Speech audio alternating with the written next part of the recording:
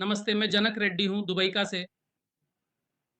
Physics का त्वरित पुनरावलोकन चाहिए यानी सूत्रों का पुनरावलोकन। ये सेंटर ऑफ मास है, लेक्चर 1 या भाग 1। यहाँ देखिए, उस दो कणों की प्रणाली में सेंटर ऑफ मास की स्थिति निर्धारित करें। यहाँ देखिए, एक प्रणाली में दो कण हैं, m1 और m2। ये दोनों d दूरी से अलग हैं। इस प्रणाली के लिए देखिए, ये सेंटर ऑफ मास है, इसलिए पहले कण से सेंटर ऑफ मास की दूरी r1 है और ये दूसरी दूरी r2 है। सेंटर ऑफ मास के गुणों के अनुसार सेंटर ऑफ मास के बारे में मास मोमेंट्स का योग शून्य होता है, इसलिए यहां एम एक आर एक बराबर है एम दो आर दो के। इसलिए यहां आर एक बटा आर दो बराबर है एम दो बटा एम एक के। ये एक महत्वपूर्ण संबंध है। देखिए, अगर आप पहले कण से सेंटर ऑफ मास की दूरी निकालना चाहते हैं तो वह है r1। तो जब आप सेंटर ऑफ मास की दूरी पहले कण से माप रहे हैं तो यहां दूसरे कण का द्रव्यमान कुल द्रव्यमान से भाग देकर उसे कुल दूरी से गुणा करें। यहां है r1। इसी तरह r2 यानी सेंटर ऑन ऑफ मास की दूरी दूसरे कण से वह है पहले कण का द्रव्यमान कुल द्रव्यमान से भाग देकर उसे कुल दूरी से गुणा करें।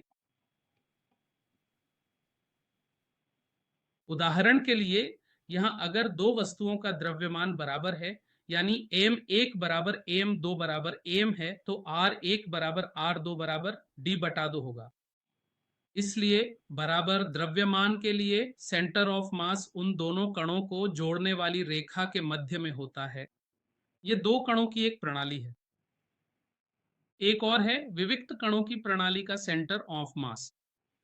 देखिए, विविक्त कणों का मतलब है कि वहां बहुत सारे कण होते हैं। उदाहरण के लिए यहां कण एक है, इसका द्रव्यमान m1 है और इसकी स्थिति सदिश r1 है। इसी तरह m2 है जिसकी स्थिति सदिश r2 है। इसी तरह यह mn है, इसकी स्थिति सदिश rn बार है। इसलिए द्रव्यमान केंद्र का स्थिति सदिश RCM बार बराबर है m1 r1 बार प्लस m2 r2 बार, इसी तरह प्लस mn rn बार और इसे m1 प्लस m2 और इसी तरह mn से भाग दिया जाता है। यह असतत कण प्रणाली के द्रव्यमान केंद्र के स्थिति सदिश का सूत्र है। यहां देखो, यहां देखो, यहां r1 बार का मान या x1 i cap plus y1 j cap plus z1 के कैप के बराबर दिया गया है। और ठीक इसी प्रकार से आर एन बार का मान n x n i cap plus y n j cap plus z n k cap के बराबर दिया गया है, यह आर सी बार। अब हम इस समीकरण को विस्तार से एक्स सी आई कैप प्लस वाई सी जे कैप और इसके साथ ही जेड सी के कैप के रूप में पूरी तरह से लिख सकते हैं, जहां पर यह ध्यान देना आवश्यक है कि यहां प्रयुक्त मान एक्स सी का मान वास्तव में इसके बराबर है एम एक एक्स एक प्लस एम दो एक्स दो और इसी तरह एम एन एक्स एन तक, जिसे अब एम एक प्लस एम दो और इसी तरह एम एन के कुल योग से विभाजित किया जाता है। ठीक इसी प्रकार से वाई सी का मान इसके बराबर होता है द्रव्यमान एम एक वाई एक प्लस द्रव्यमान एम दो वाई दो और इसी तरह एम एन वाई एन तक और फिर इस पूरे परिणाम को एम एक प्लस एम दो और इसी तरह एम एन के कुल योग से विभाजित किया जाता है। अगला पद जेड सी का मान एम एक और जेड एक के गुणनफल के बराबर होता है प्लस एम दो जेड दो, इसी तरह एम एन जेड एन विभाजित बाय एम एक प्लस एम दो, इसी तरह एम एन। ये केंद्रक द्रव्यमान के एक्स वाई जेड निर्देशांक के साथ निर्देशांक हैं। यह एक विविक्त कण प्रणाली का केंद्रक द्रव्यमान है। देखिए, उदाहरण के लिए यहां एक समस्या है। अगर समस्या इस तरह दी गई है, यहां 1 किलोग्राम है, ये 1.5 किलोग्राम है और ये वाला 2.5 किलोग्राम है। और ये साइड 4 सेंटीमीटर है, ये 3 सेंटीमीटर है, यहाँ 5 सेंटीमीटर है। हमें इस प्रणाली के केंद्रक द्रव्यमान के निर्देशांक ज्ञात करने हैं। देखिए, पहले चरण में हमें सबसे पहले प्रत्येक द्रव्यमान के निर्देशांक पता लगाने की कोशिश करनी है। उदाहरण के लिए यह उत्पत्ति ओरिजिन पर है, इसलिए 0 0 और यहाँ 3 0 है। ये वाला 0 4 है, मतलब x1 y1 बराबर है 0 0। बिंदु x2 y2 का मान 3 0 के बराबर है। और इसी तरह से x3 y3 के निर्देशांक 0 4 हैं। ये द्रव्यमानों के निर्देशांक हैं। फिर xc बराबर है m1 x1 plus m2 x2 plus m3 x3 और इस m1 plus m2 plus m3 से भाग दें। इसीलिए xc बराबर है द्रव्यमान m1 है 1 किलोग्राम 1 गुणा 0, m2 है 1.5 गुणा 3, m3 है 2.5 गुणा 0। कुल द्रव्यमान 1 प्लस 1.5 प्लस 2.5 से भाग दें। अंत में हमें यह मिलेगा कि यह लगभग 0.9 सेंटीमीटर के बराबर है। yc बराबर है m1 y1 plus m2 y2 और इसी तरह प्लस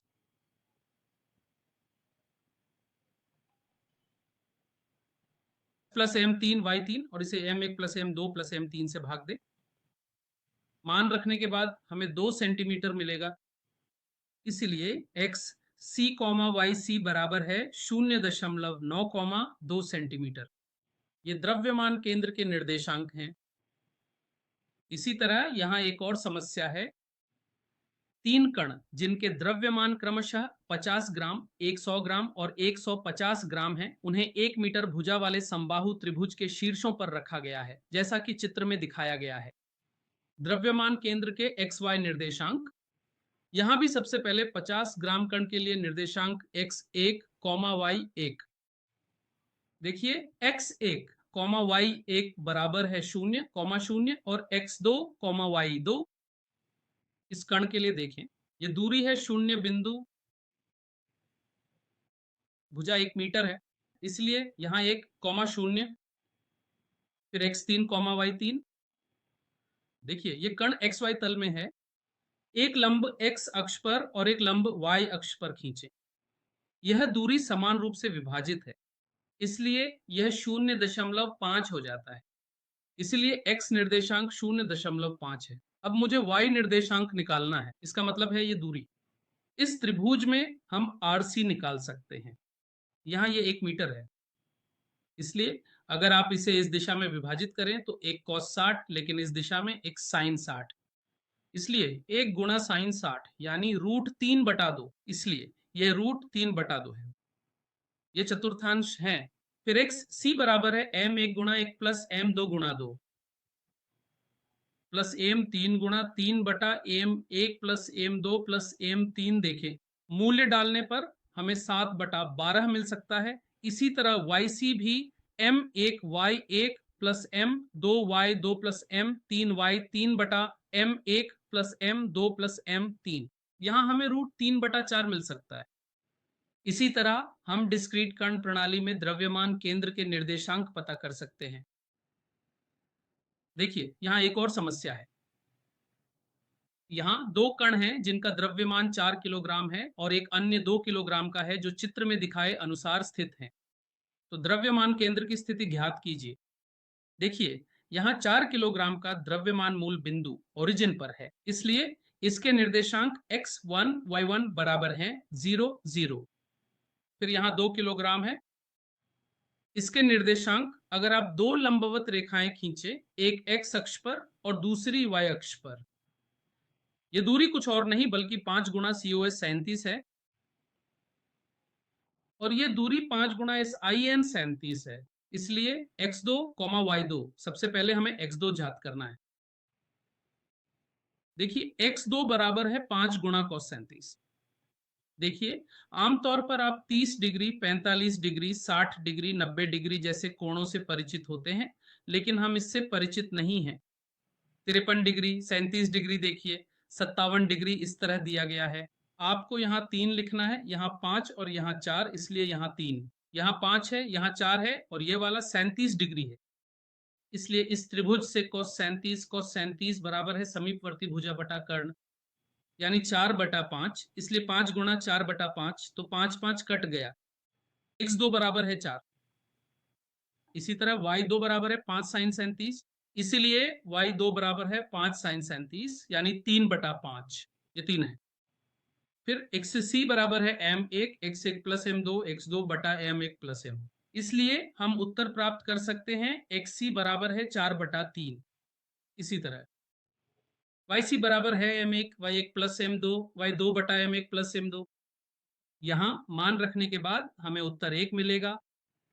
ये विधि है असतत कण प्रणाली के द्रव्यमान केंद्र के निर्देशांक ज्ञात करने की। एक और महत्वपूर्ण बात है द्रव्यमान केंद्र में बदलाव। चूंकि द्रव्यमान केंद्र में बदलाव है, हमें कुछ ज्यामिति जाननी होगी। देखिए उदाहरण के लिए यह समबाहु त्रिभुज है और यह इसका केंद्रक सेंट्रॉइड है।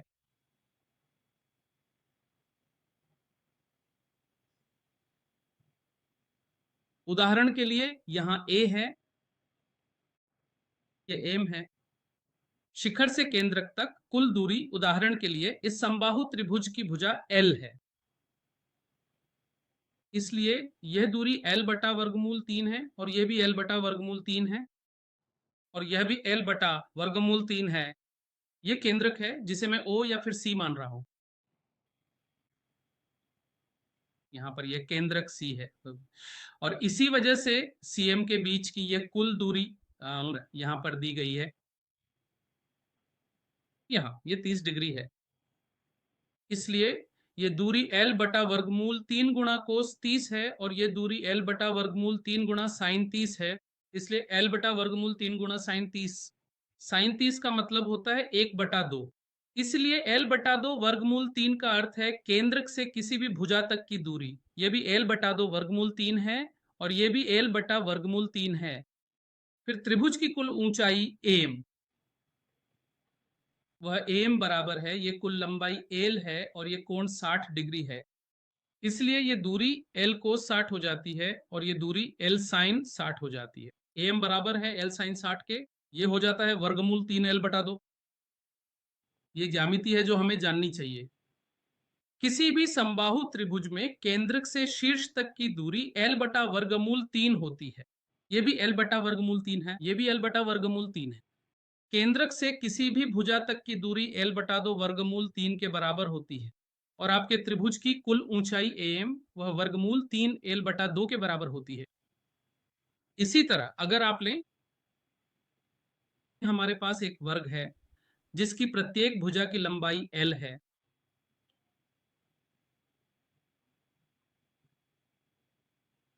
यहां देखिए ये विकर्णों के प्रतिच्छेदन बिंदु हैं। इस बिंदु से शीर्ष तक की दूरी L बटा वर्गमूल 2 है, ये भी L बटा वर्गमूल 2 है, ये भी L बटा वर्गमूल 2 है और ये भी L बटा वर्गमूल 2 है और ये L बटा 2 है। देखिए इस ज्यामिति की मदद से किसी भी समस्या के लिए, जैसे कि द्रव्यमान केंद्र में बदलाव, हम द्रव्यमान केंद्र में बदलाव निकाल सकते हैं। देखिए उदाहरण के लिए यह समबाहु त्रिभुज है, इसलिए समबाहु त्रिभुज जिसकी भुजा L है उसके तीनों शीर्षों पर 3 द्रव्यमान रखे गए हैं, इसलिए इसका द्रव्यमान केंद्र केंद्र का सेंट्रॉइड पर होता है, ये मैं मान रहा हूं। अगर मैंने 3 द्रव्यमानों में से एक द्रव्यमान हटा दिया तो द्रव्यमान केंद्र में कितना बदलाव आएगा? C।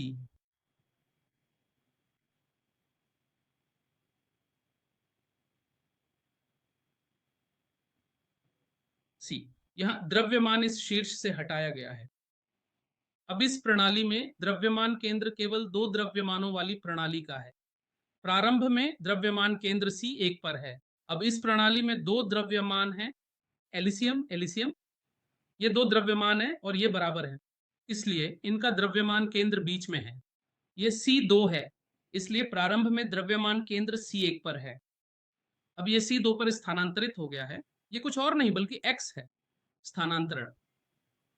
स्थानांतरण x के बराबर है, इसलिए ज्यामिति में x बराबर है। इसकी लंबाई कितनी है? केंद्र किसी भी दिशा में हो सकता है, वह वर्गमूल 3 लीटर बटे 2 है, इसीलिए ये √3l/2 हो जाता है। 3 लीटर को 2 से विभाजित ना करें, l/2 √3, क्षमा करें ये दूरी यहां है C2m जो कि l/2 √3 है, इसीलिए बदलाव है l को 2 वर्गमूल 3 से विभाजित करें। ठीक उसी तरह उदाहरण 2,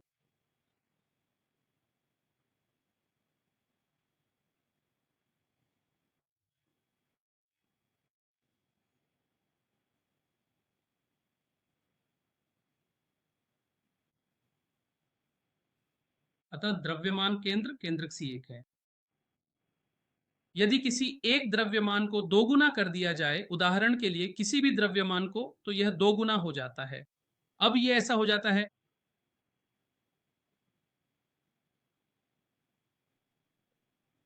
ये m है, ये m है, ये m है और इसमें m भी शामिल है। अतः ये तीनों द्रव्यमान प्रारंभ में केंद्रक यानी C1 पर स्थित हैं। अतः कुल द्रव्यमान 3 मीटर है। अब ये एक और द्रव्यमान m है। अब प्रणाली इस प्रकार है, यहां यह द्रव्यमान 3m है और यह वाला m है। प्रारंभ में द्रव्यमान केंद्र यहां है। अब इस द्रव्यमान को रखने से द्रव्यमान केंद्र C1 से C2 की ओर स्थानांतरित हो जाता है। ये x है। यहां देखिए, पहले द्रव्यमान या इस 3 मीटर द्रव्यमान से स्थानांतरित द्रव्यमान केंद्र की दूरी x है। अब यह C2 है, यह दूरी x2 है और 3m और m के बीच कुल दूरी li√3 है। अब मुझे शिफ्ट निकालना है जो कि x है। अतः पहले पिंड से द्रव्यमान केंद्र की दूरी का अर्थ है दूसरे पिंड का द्रव्यमान y कुल द्रव्यमान। दूसरे पिंड का द्रव्यमान m है, कुल मास्टर एम्प्लेसमेंट फोरम, तब कुल दूरी Ly2 Ly3 है। अब यहां m m रद्द हो गया, अतः शिफ्ट x बराबर है Ly4√3 के। ऐसे ही एक और उदाहरण, ये भुजा L वाली, यह एक वर्गाकार आकृति है।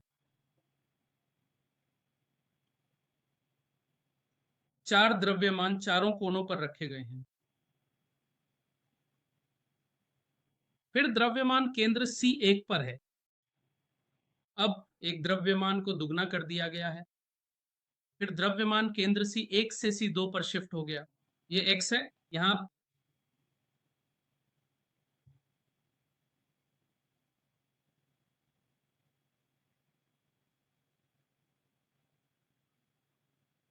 देखिए m m m m, मैंने एक द्रव्यमान को दुगना कर दिया। यहां ये चारों द्रव्यमान, कुल द्रव्यमान केंद्र शुरू में C1 पर है यानी 4m। अब एक और द्रव्यमान जोड़ा गया है, इसलिए द्रव्यमान केंद्र C1 से C2 x पर शिफ्ट हो गया है। अब सिस्टम में केवल 2 द्रव्यमान हैं, एक है 4 मीटर और मीटर। ये 2 कणों की प्रणाली जैसी है। 4 मीटर और 1 मीटर, कुल दूरी केंद्र से इस दूरी तक l/√2 है। ये l/√2 है, इसलिए ये भी l/√2 है। अब द्रव्यमान केंद्र C2 पर शिफ्ट हो गया है, यह x है। द्रव्यमान केंद्र में यह बदलाव पहले पिंड से दूसरे पिंड के द्रव्यमान m द्वारा कुल द्रव्यमान m 4m + m यानी 5m से संबंधित है और कुल दूरी l/√2 है, इसलिए m और m कट जाते हैं। यह है l/5√2। यह द्रव्यमान केंद्र में बदलाव है। देखिए, कुछ समस्याओं में यह एक प्लैंक की समस्या है। यहां यह एक टेबल टॉप है। इस टेबल टॉप पर हम समान आयाम और समान द्रव्यमान के प्लैंक्स को व्यवस्थित करते हैं। यह प्लैंक टेबल के इस किनारे से x दूरी तक निकला हुआ है और यह भी x, यह भी x। सभी प्लैंक्स टेबल के किनारे से बराबर दूरी तक निकाले गए हैं। तो संतुलन की स्थिति के लिए यह निकली हुई लंबाई कितनी है? यहाँ x का मान सूत्र के अनुसार x बराबर l/n + 1 है। यहाँ n का अर्थ केवल टेबलिंग प्लैंक्स की संख्या है, इसलिए यह टेबल टॉप है। टेबलिंग की संख्या है 1 2 3 इसलिए यहाँ x बराबर है l बटा n, n है 3, 3 प्लस 1, इसलिए l बटा 4। उदाहरण के लिए यहाँ ये पहला प्लैंक है जो जमीन पर रखा गया है और प्लैंक्स इस तरह से लगाए गए हैं। ये क्या है? प्रक्षेपण अलग अलग है। यहाँ हमें प्लैंक के ऊपर से गिनती करनी है। ये प्रक्षेपण l बटा 2 होना चाहिए, यह l बटा 4 है, ये l बटा 6 है। अगर n प्लैंक्स हैं तो xn बराबर है l बटा 2 n, xl बराबर है l बटा 2 n, जहां n ऊपर से गिने गए प्लैंक की संख्या है। उदाहरण के लिए अगर आप एक लेते हैं, दो, अगर आप दो लेते हैं, 2 गुणा 2 4, तीसरा 3 गुणा 2 6, इसलिए xn बराबर है l बटा xn बराबर है l बटा 2 n। इसी तरह इसके लिए पहले प्लैंक का प्रक्षेपण l बटा 2 है, दूसरे प्लैंक का l बटा 4 है और तीसरे प्लैंक का l बटा 6 है। ऐसे ही पूरा सिस्टम संतुलन में है। कुछ समस्याओं में हम पूछ सकते हैं इस छोर से कुल दूरी क्या है, इसलिए l बटा 2 प्लस l बटा 4 प्लस l बटा 6। यह है भाग 1 द्रव्यमान का केंद्र। फिर एक और व्याख्यान जो भाग 2 है जल्द ही आ रहा है।